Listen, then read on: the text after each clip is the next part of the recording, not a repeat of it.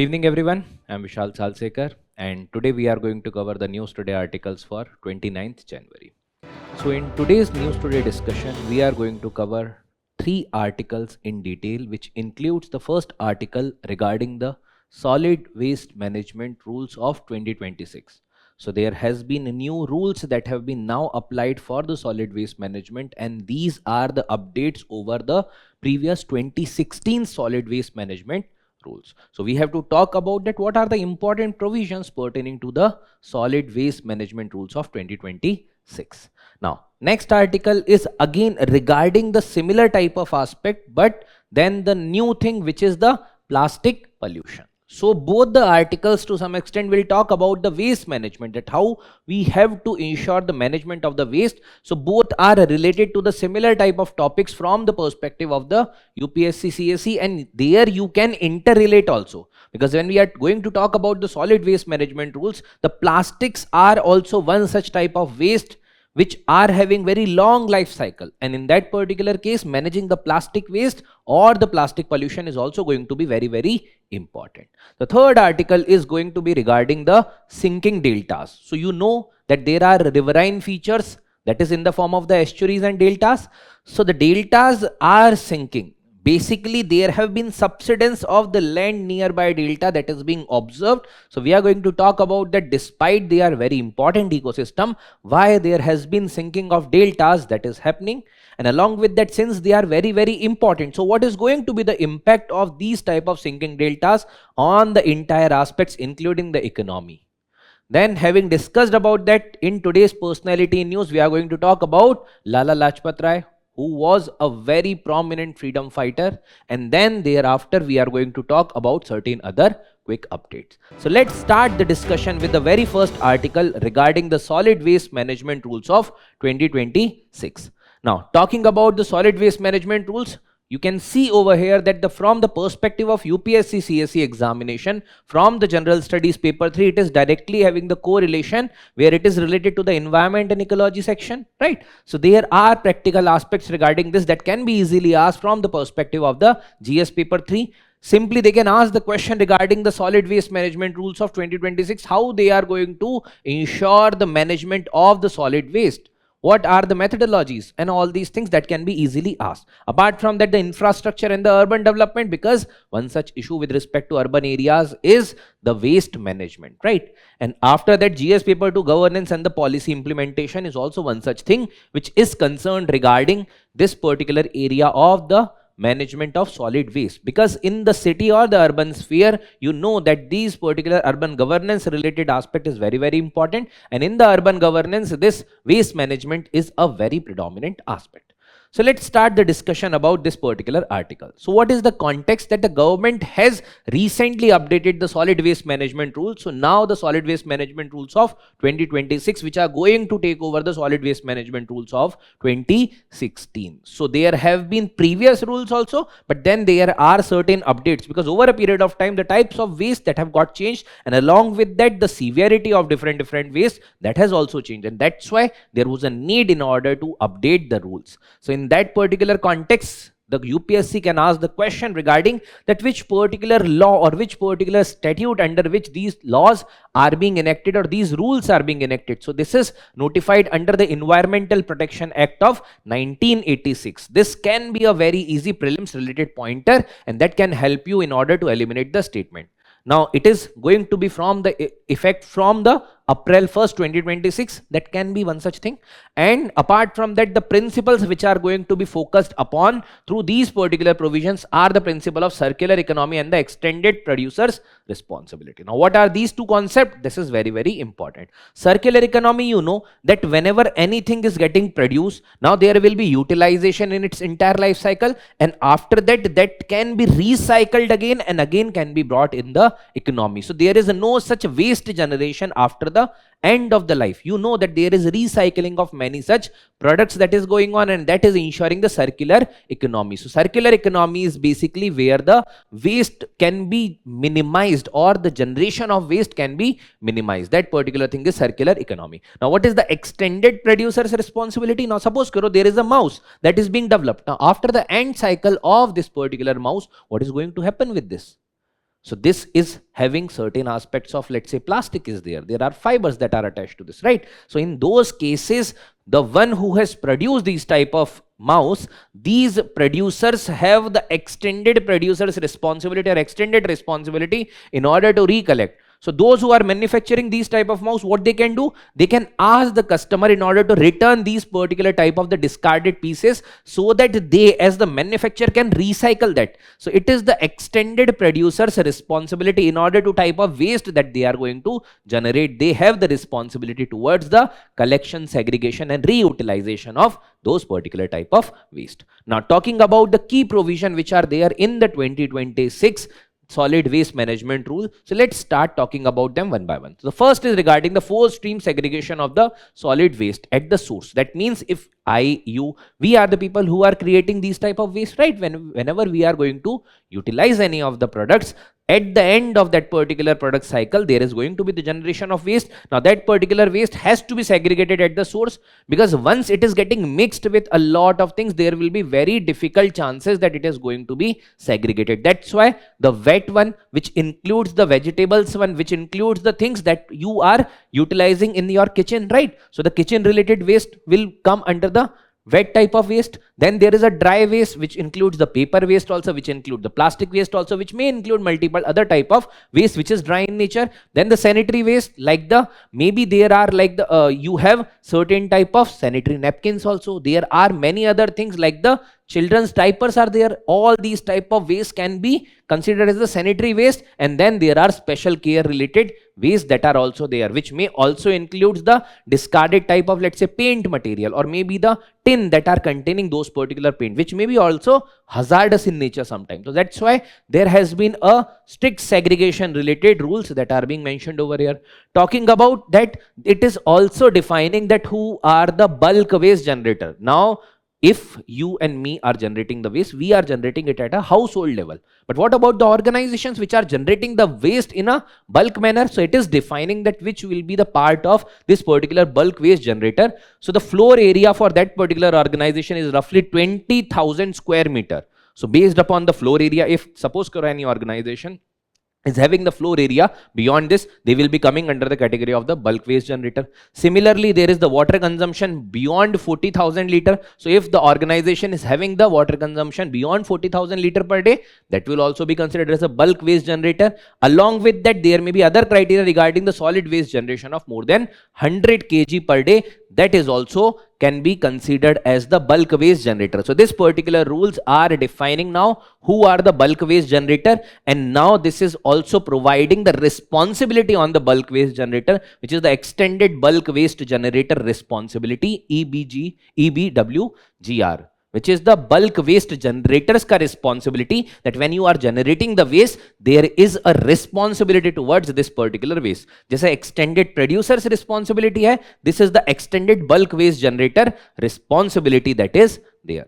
Now, next, talking about the further provision of this particular rules, there is a centralized online portal. Now see, when the waste is getting generated, there are multiple cycles through which that particular waste is flowing now. So there is a waste generation, then later on there may be collection, then there is transportation, and then there may be recycling also. So all these things can be monitored from the centralized platform, that is going to ensure that the waste is not getting depleted, or maybe there are chances that there should not be any diversion of that particular waste should be there, and that can be monitored very well through this type of centralized online portal, so that there should be end-to-end linkage from the generators to the last mile utilizer of those particular waste.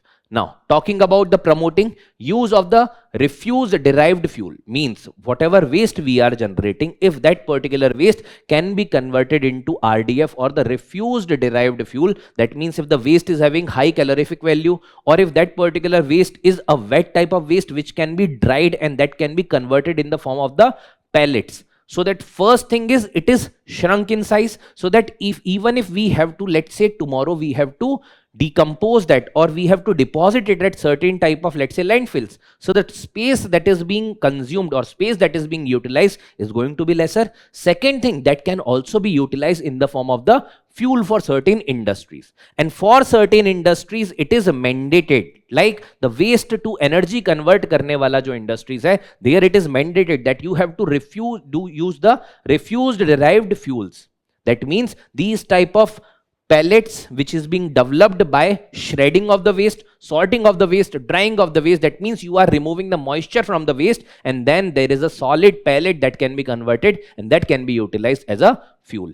Talking about the restrictions on the landfill, so now this particular rules are saying that the landfill can be utilized by only those type of waste which cannot be recycled. That means those waste which are or which can be recycled, that should be recycled, that should not be deposited at the landfills. Then what will be deposited at the landfill? Those which are non-recyclable, that are non-energy recoverable, because if that can be converted into energy or energy can recover from that, then that particular thing should be utilized through the refuse derived fuel.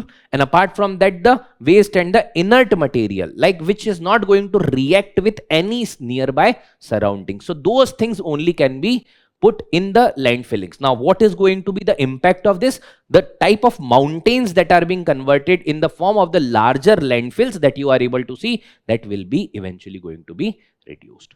Talking about the solid waste management in the hilly areas and the island, because see, we know that whenever we are going to visit on the mountains, we generally see that people might be not having the common civic sense, right? This particular thing is right now getting too much popular, but then people are actually lacking the civic sense in those particular areas, and we are able to see the chips packets and many other packets are getting deposited over there, and which are basically impacting the entire ecosystem in that particular region.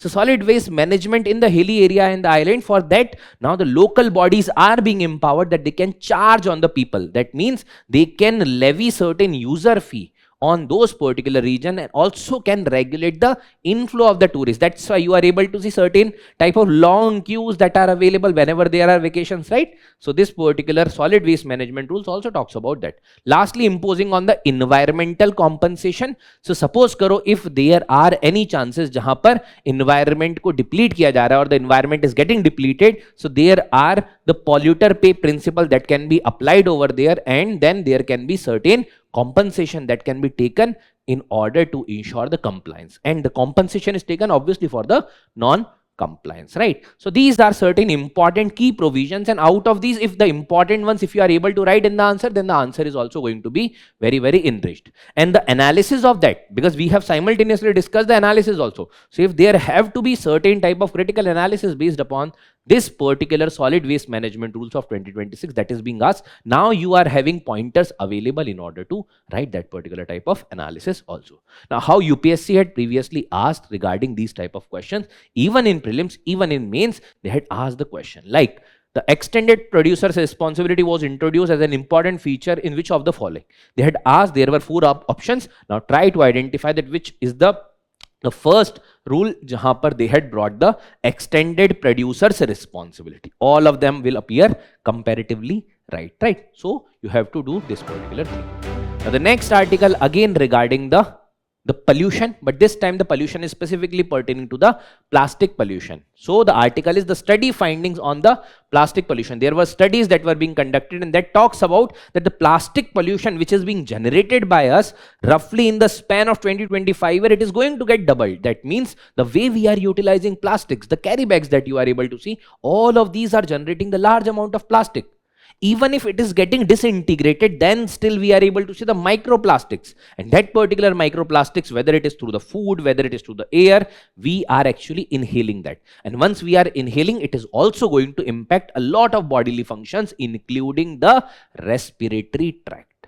And when it is impacting that, the long-term impact are going to be very, very harmful. That's why it is important. And again, the similar paper like GS paper 3, where you can able to see like the environment and ecology, infrastructure and urban development, it is very, very important. Other than that, the governance, policy implementation also, this is a very important topic. Now, what exactly is the context? The context says that there are studies that are being conducted in order to find out that what is the impact of the plastic pollution, what is the extent of plastic pollution. And this particular type of study says that there has been a rise of the plastic pollution because we are utilizing a large number of plastics. And when we are utilizing that, once we are discarding those particular plastic, now many a time that is not recycled properly, and then that particular plastic waste pertain in the environment. The image that you are able to see, that these type of images are very, very common in the drainage system nearby. Wherever you are residing in India, you will be able to see these type of drainage where these particular plastic pollution is being observed. So study says that health impact due to the plastic pollution worldwide is going to be doubled between 2016 to 2040. So health impact is one such direct correlation with the plastic pollution. Jitna plastic pollution hoga, the health impact is also going to be very, very high. Now what these particular studies are identifying, what this study is actually telling, that first thing is regarding the production peak. This says that basically right now we have not reached the plastic pollution related peak. That means this is also going to further increase, and this peak will further come roughly after 2100, the year 2100. But at the same point of time, the demand of global plastic, the demand is going to get doubled roughly by 2050. So jo demand double ho rahi, obviously that particular demand is also going to reflect in terms of the pollution also. So the health impact, pollution, demand, all of them are directly proportional to each other. Talking about the impact on the human health, so we already know that whenever we are going to emit or we are going to generate the plastic pollutants or we are discarding the plastic material, this is directly going to impact on the human health. Whether you talk about the respiratory diseases, whether you talk about any other type of diseases like the inhaling those things, and that are also causing certain type of cancerous aspect in our body. So the carcinogenic effect is also very, very high from the plastic pollutant. The type of, let's say, moisturizer you are using, the type of sunscreen you are using, many a time it is being observed that there are also microplastics that are available in that, right? So this is there. And apart from that, the impact of the microplastic and the nanoplastic that we are consuming through the creams, that we are consuming through different type of applicants that we are applying on ourselves, and that is also contributing to the plastic pollution. Talking about the compounding pollution, so there has been impact not only on the troposphere or the nearby of the Earth's surface, it is also at the stratosphere level, and it is mentioned that because of the plastic pollution, there is also the ozone layer depletion that is further aggravated. So rising stratospheric ozone depletion, that is also one such impact of the plastic pollution. Talking about the photochemical smog, that is there with by the chemical reaction between volatile organic compounds and along with that certain other oxides, right? So there also the role of plastic pollutant is very, very high, and along with that the fine particulate matter formation, because once the plastic is shredded through different processes, that can generate the small particles of the plastic that we even not able to see through the naked eyes, and that particular thing when we are consuming or inhaling, that is going to impact a lot on the human life. Now talking about what are the key initiatives that are being taken regarding preventing the plastic pollution or mitigating the issues of the plastic pollution. The first thing is regarding the plastic waste management amendment rules of 2021. Like we have seen the solid waste management rule, the plastic waste management rules are already available 2021 mein tha, and they are applied from the, like they were already there, and then there are certain type of bans that are being imposed. So one such ban is the ban on the single use plastic. That means you are taking polythene from, let's say, any of the vendor. What you are doing, you are taking that polythene, you are discarding that, like the single use, like there cannot be other utilization of that. So there has been ban on the single use plastics from 1st July 2022. This has already been done. Apart from that, what other things are being done? The extended producer's responsibility from 2022. So extended producer's responsibility, like explained in the last article, EPR or extended producer's responsibilities means कि when anybody is producing this type of plastic, they ultimately are responsible in order to collect, in order to segregate, and in order to reutilize that particular type of plastic. So the EPR makes sure that those who are generating the plastic or the plastic material, they are responsible for the collection, segregation, and further utilization. Talking about what India had done or what achievement India was able to make through different initiatives. So what we have done, so there are certain conventions already, like the Basel Convention, Rotterdam Convention, and the Stockholm Convention. So there is a concept in these particular convention which is the prior informed consent or PIC. Now, prior informed consent is, suppose karo, from country A to country B, if you are transporting the waste material. So there has to be the prior information available that whatever is coming from this particular country to this country, this is a waste material. This country should be able to know or have idea regarding the negative consequences of this particular type of waste that is coming to their country. Because previously it used to happen that the developed country used to utilize all these type of things, and then ultimately the waste that is generated, they used to dump in the African countries. That's why these particular type of provisions are incorporated in these type of conventions in order to prevent the exploitation of the poor countries by the rich countries. So bringing the plastic waste under the PIC or the prior informed consent, that is also one such thing.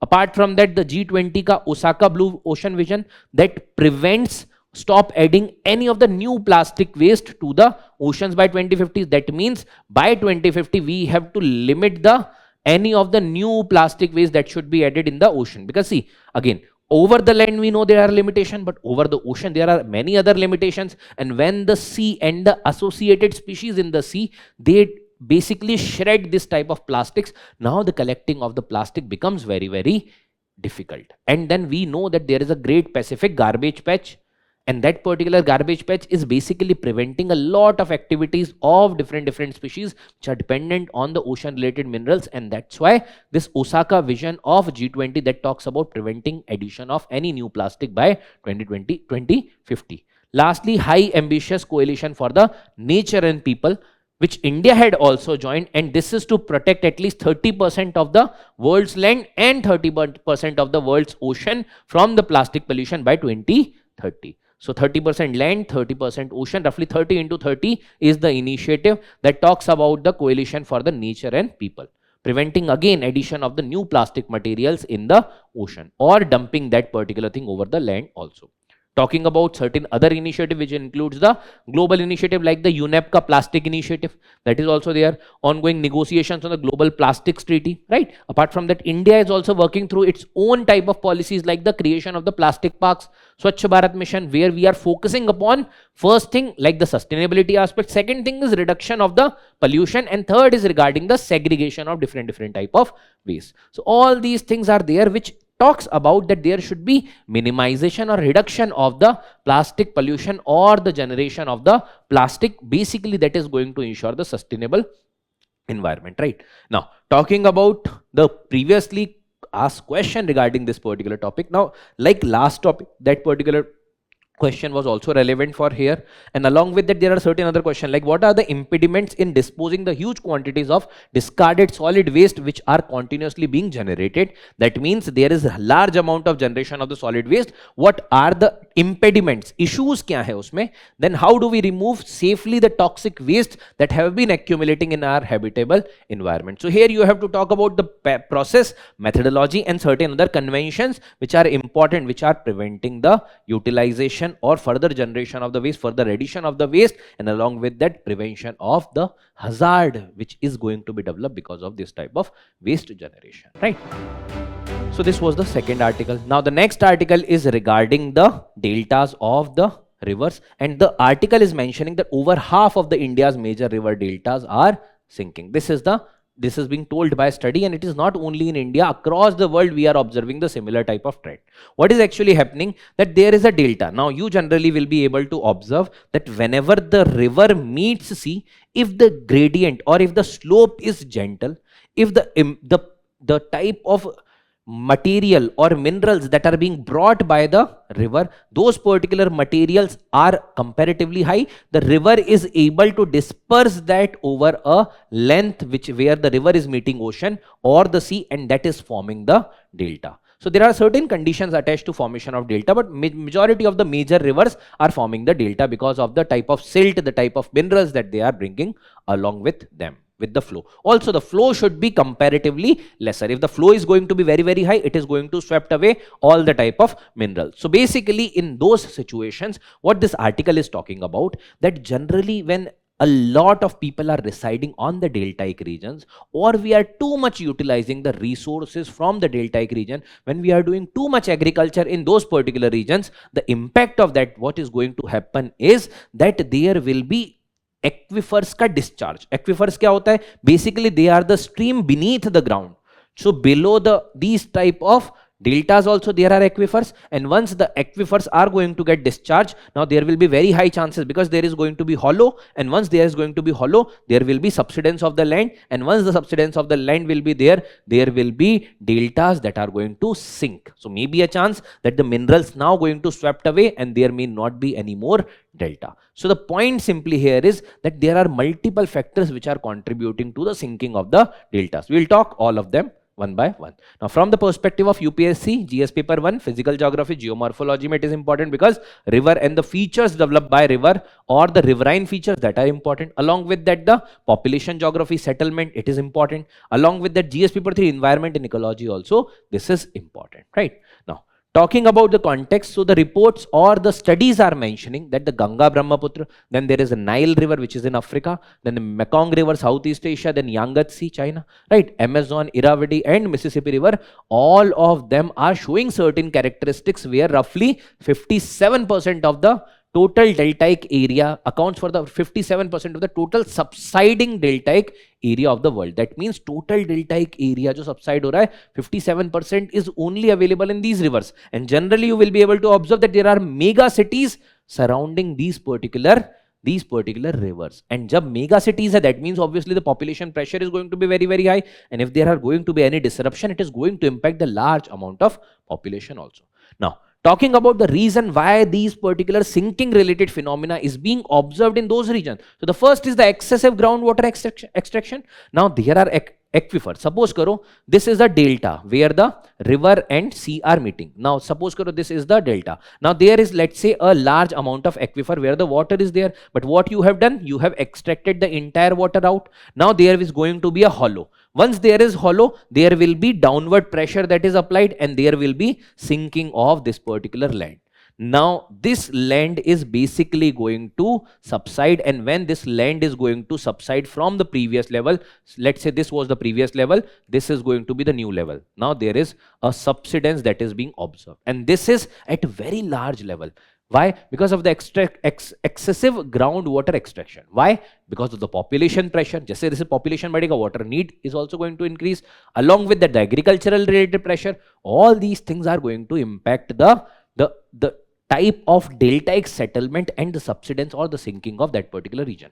Talking about the land subsidence, so it is being mentioned that roughly between 2014 to 2023 tak, roughly 50% of the deltas have seen the subsidence rate, and that subsidence rate is more than 3 mm per year globally. That means it is sinking like 3 mm per year.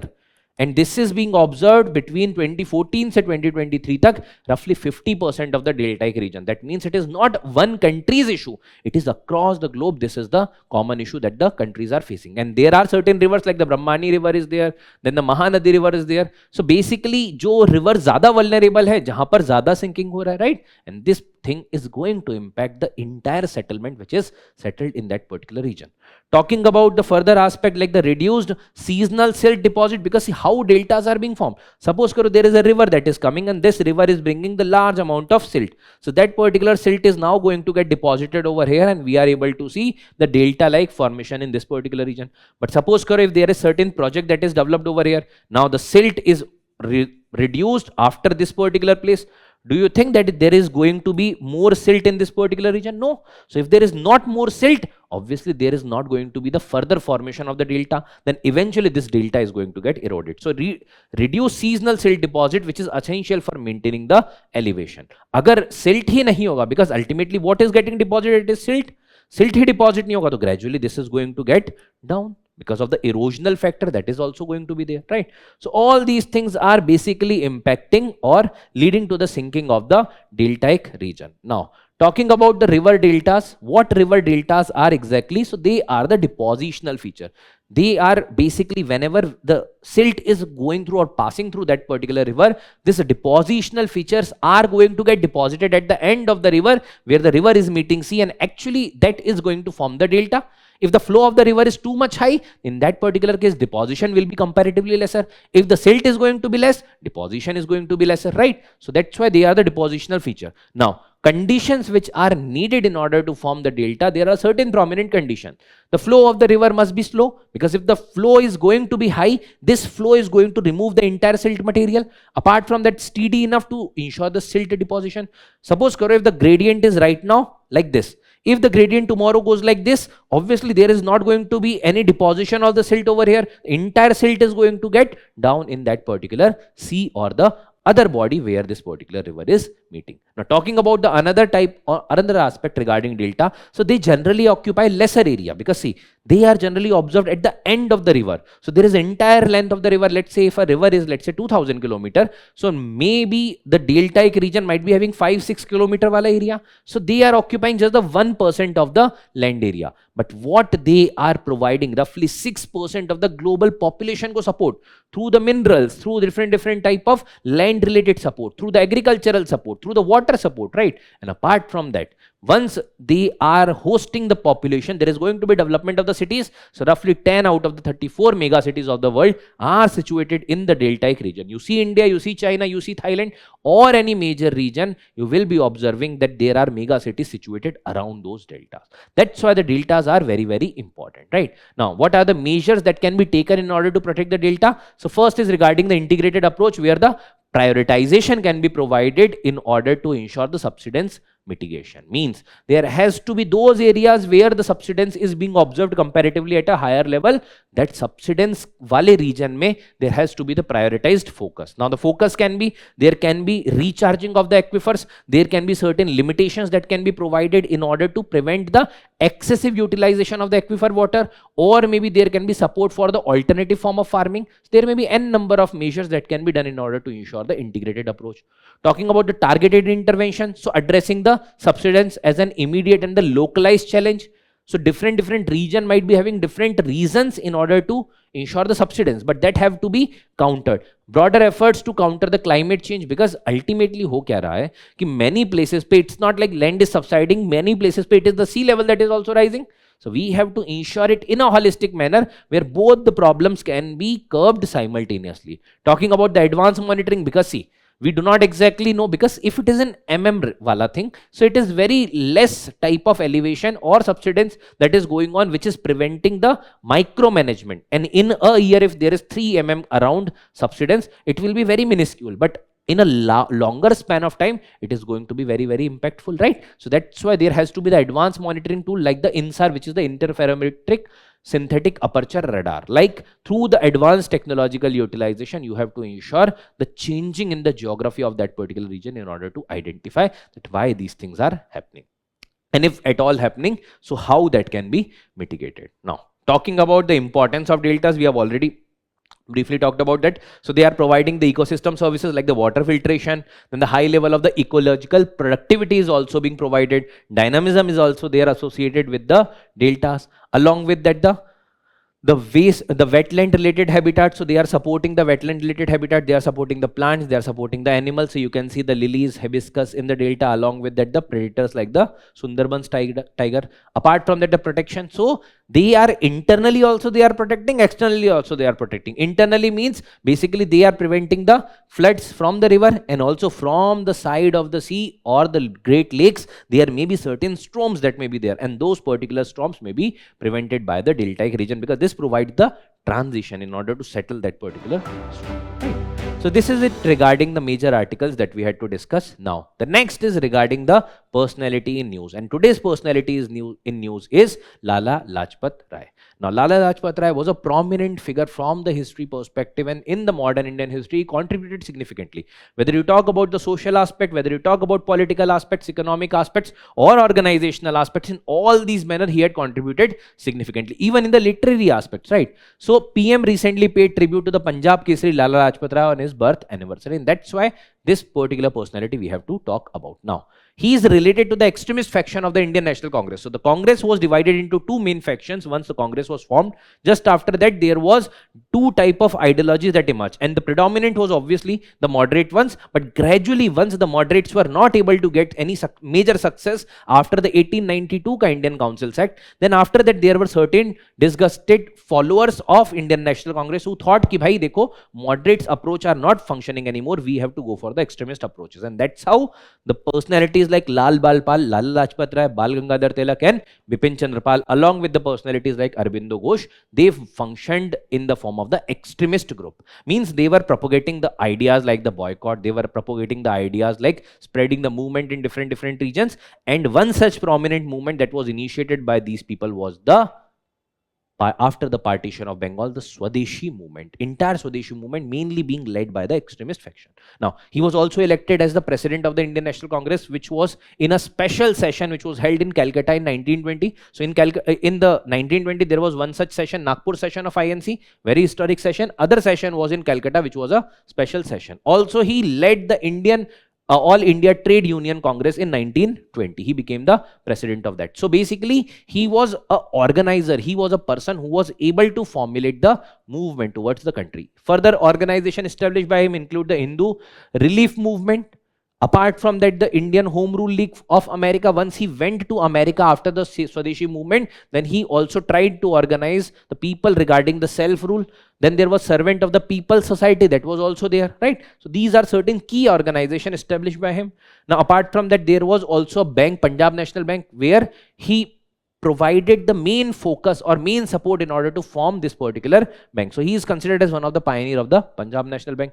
Further, apart from that, there are literary contributions also, like the People Journal, which he started, and then he also contributed to the Tribune newspaper, which was started by Dayal Singh Majithia, right? So this was a prominent aspect. Apart from that, he authored many texts like The Unhappy India, right? Apart from that, Young India, which is an interpretation, right? History of Arya Samaj, because he was also a follower of Arya Samaj, right? Then England's Debt to India, he also provided the economic critique, like being done by many other prominent personalities like Dadabhai Naoroji, right? And a series of popular biography. This particular aspect, UPSC had also asked in the question that who among the following personality were writing the biographies of the personalities like Mazzini, Garibaldi. These two are the prominent personalities associated with the Italian unification. Apart from that, Swami Dayanand. So basically, he was writing, he was igniting the masses in order to provide the idea that like this, you can also make the revolution. Lastly, when he was protesting regarding against the Simon Commission, because when Simon Commission came to India, there was no Indian representative, and he, along with many other population or the personalities, is protesting in the Punjab, that particular region. And once he was being lathi charged in that particular brutal lathi charge, he died or he martyred, right? So that's why he contributed significantly and given the supreme sacrifice for the country. Now, after this, there are certain other quick updates. So let's have the quick discussion regarding these particular updates. The first in this is regarding the presidential address. So whenever there is an address that is being done by the president in the House of the Parliament, that is considered as the presidential address. So recently now there is going to be the budget session. So that's why the president addressed the House, and that's what is basically the presidential address, right? So presidential address was there in the joint sitting of the both houses of the Parliament in the starting of the budget session, because this is the first session of the year, and that's why in the first session of the that particular year or first sitting of the Lok Sabha, there is presidential address. And this particular article 87 talks about the special address by presidents in two instances. First is the first session after each general election and first session of each year. First session of each year is generally the budget session, and that's why the presidential address was there. There is another article 86 where the president has a right to address and send message to the houses of the Parliament. So either house or both house together, president can address. So this is basically the presidential address, right? Next is regarding IEPFA. So the Investor Education and Protection Fund Authority, IEPFA, proposed to allow the settlement of the low value claims on the basis of the verification by the relevant company. So generally क्या होता है? Suppose you have taken shares and now let's say you die. Now, maybe a chance that your generations are not aware regarding you have purchased any shares, but then the generation is available. Your maybe the near ones are near or dear ones are available, right? So now this particular body, which is the Investor Education and Protection Fund Authority, which is responsible to take care of, like if there are any investment that were being made, those particular proceeds of the investment, if that investment is matured, or maybe there are certain dividends that are there that has to be provided to the ones who are the claimant or who are the people who are concerned to that individual who had purchased those shares, right? So basically that is going to be provided to your generation if that is a low value type of claim. So this is going to expedite the transfer of the unclaimed shares and the dividend to the investors or their hairs. मतलब sometime what happens ना कि you might have purchased, but you are right now not aware that you have purchased something like this, right? So it was established in 2016 under the provisions of the Companies Act of 2013. Which ministry? Ministry of Corporate Affairs. These are certain things which are very, very important from exam perspective. Now, what is the importance of this body? Responsible for managing the investor education, that whenever you are investing, you should be aware regarding certain principles. Then protection funds, then safeguarding the investors' interest, facilitating the refund of the share, unclaimed dividends, and also the matured deposits and the debentures, right? So basically, if you have spent something on share, purchasing of the share, so this body is ensuring your rights protection, right? Next is regarding the Geeta Mittal committee. So this particular committee was formed regarding or in order to identify or in order to find out the type of atrocities that were being committed, especially against women during the period of the Manipur mein jo ethnic issues that were going on in that particular context, in order to identify that. So Supreme Court had extended the tenure of the Geeta Mittal committee for another 6 months. Now UPSC simply can ask that Geeta Mittal committee related to what? Or in the answers, whenever you are writing the answer regarding the Manipur related question, in the conclusion, you can also talk about the recommendations that were being provided, that will be provided later on by this particular committee after investigating the entire things. You can quote those recommendations that can be a value add in your answer. So it is a three member all women committee comprising of the High Court judges, headed by the Chief Justice of the Jammu and Kashmir High Court, Justice Geeta Mittal, right? Constituted in 2023 August. Okay. Supreme Court to address the humanitarian concerns stemming from the ethnic clashes in the Manipur region. Now, mandate kya hai? Inquire into the nature of violence against the women, ensure free and psychological medical assistance to the survivor. So basically regarding the ethnically impacted population, specifically women in the Manipur region, this committee is going to provide the recommendations about. Next article is regarding the aspirational district program. So what Niti Aayog has recently done, Niti Aayog has launched the Sampurnata Abhiyan 2.0 to undertake the sustained effort to achieve the saturation of the key performance indicator. Means to provide the key performance indicator, which are the indicator like health, education, all these things which are being highlighted, in order to provide the facilities regarding this aspirational district program ke andar Sampurnata Abhiyan 2.0 has been initiated. Now, what is aspirational district program? So there are certain districts which got not that much advantage because of the development, and they are still under the least developed category, and for those particular district there was roughly around 112-115 districts were identified, and then there is going to be the transformation. So the themes that have been identified like health and nutrition, education, agriculture and water resources, financial inclusion and skill development, and lastly the infrastructure, right? Now, what is the aspirational block program? So as a further devolutionary aspect to that, there is aspirational block program which was launched in 2023, which aims to ensure the essential services in the 513 blocks that were being identified under this across the country. So ek level or niche jate hue, you are also covering the blocks, and these blocks are available in 329 districts. So this is regarding the aspirational district program. Next is regarding the supercapacitors. So Indian researchers have developed the high voltage supercapacitors based on the dual functional porous graphene carbon nanocomposites electrode, right? So basically, see, capacitors can be charged, it will be discharged, right? So there will be charging discharging cycle that is going to be continued. So there are conventional capacitors, and then comes the supercapacitors, and then there are batteries. So basically batteries are to some extent rigid. The capacitors might be having limited capacity, and in between there comes the ultra capacitors or the super capacitors, which can be charged and discharged very, very quickly, so that the efficiency can increase. And when the efficiency is increased, these can be utilized as a battery, right? So this enables the electric vehicles to achieve the faster acceleration, extended driving range, and also benefit the solar and the grid scale energy storage, because the charge can be held by these particular capacitor for a longer period of time, and the charging and discharging is also very, very easy, and that will take very, very less amount of time, and that's how it can be utilized all and above the batteries. So it uses the electrochemical cells that stores the electric charge through the electrostatic actions. There will be a cathode, anode, both the type of electrodes are there. There is electrolyte also, and then there is a separator also.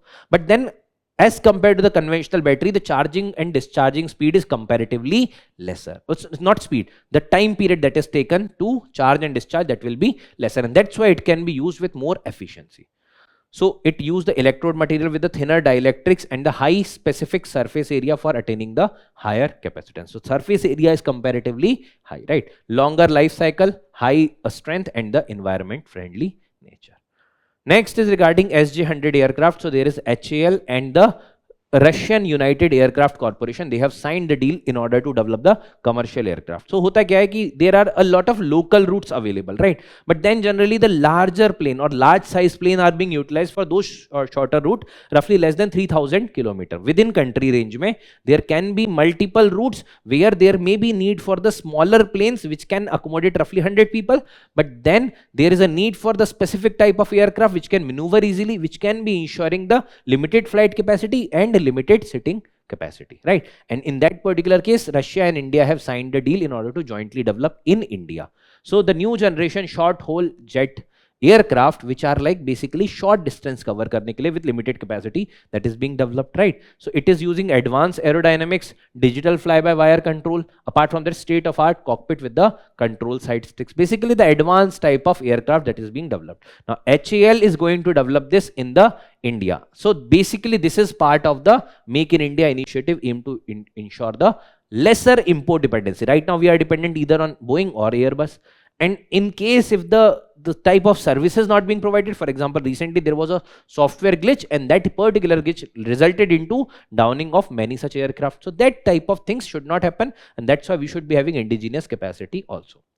Next article is regarding the new drug and the clinical trials rule 2019. So basically what happened that there are certain amendments that were being done. These particular amendments were notified by the Ministry of Health and Family Welfare regarding the new drugs and the clinical trials rule 2019, right? So there have been certain expedition of the process, like the fast tracking of the process that has been done. So for non-commercial purposes, if you are to do certain type of clinical trial, you need not to have certain type of licensing that is needed. What you can do, you can just take the online prior intimation, you can intimate to the authority like the CDSCO, and then you can perform the trial, right? So the licensing requirement is now replaced with the prior intimation mechanism. So the online intimation to the CDSCO, which is the Central Drug Standard Control Organization, which is controlling the standards for the drug, which is ensuring the approval of drug, conducting the clinical trials, laying down the standards for the drugs, and controlling the quality of the drugs. So this particular licensing की जगह पे prior intimation, that is facilitating the development of the drugs at a faster pace. It has also reduced the processing timeline for the testing license. So for non-commercial purposes, you are ensuring the reduction, basically the online prior intimation. But then other than that, the timeline is also being reduced for the license के लिए you have reduced the timeline. Apart from that, the waiver also has been provided for certain type of development of the like medicine or certain type of other clinical trial where the lower risk bioavailability or bioequivalence studies are there. So जहां पर low risk involved है, there you can also do the waiver, have the waiver of the any type of permission that is needed, right? So this is regarding the new drug and the clinical trials rule. Now next and the last article is regarding the blue category of the industry. So basically CPCB has classified the different type of industries based upon their pollution index. So now the Center Pollution Control Board has classified the common effluent treatment plant as the essential environment services category, and this essential environment services category is the blue category. So there is a pollution index that is being developed based upon the water wastage, based upon the resource utilization, and the different industries are categorized in different levels. So there is a red which is having the pollution index of more than 80, orange 80 to 55, then green 25 to 55, white less than 25, and then there are certain other industries which are basically functioning upon certain essential environment services, which might be having sometime the pollution index more high, but then they are very essential in order to mitigate the pollution, and that's why they are categorized as the blue category of the industries, right? So these industries include the sewage treatment plants, waste to energy plants, biomining, compositing unit, right? So these particular units are there. Similarly, the common effluent treatment plant. So these are the industries that can be categorized in the form of the blue category of the industries, right? So with this, we have concluded the News Today articles discussion for the 29th of January. I hope that whatever I have discussed, I have tried to communicate to you is clear to you. Now try to solve the questions which are available on the portal, and we'll meet again in the next set of discussions. Thank you everyone. Have a great day.